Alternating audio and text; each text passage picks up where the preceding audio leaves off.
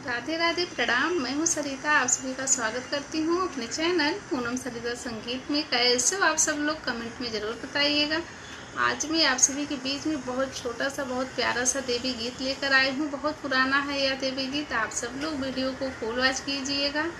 कैसा लगा कमेंट में ज़रूर बताइएगा। धन्यवाद।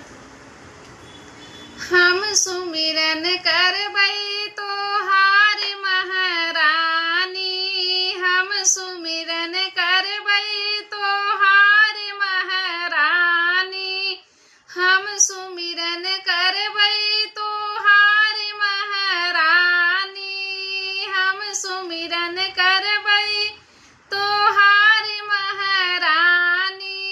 निमिया के तरे तरे आवै भवानी, निमिया के तरे तरे आवै भवानी।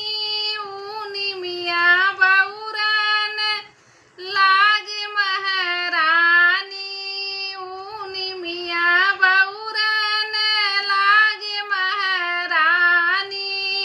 हम सुमिरन करबै तोहार महारानी, हम सुमिरन करबै तोहार महारानी, हम सुमिरन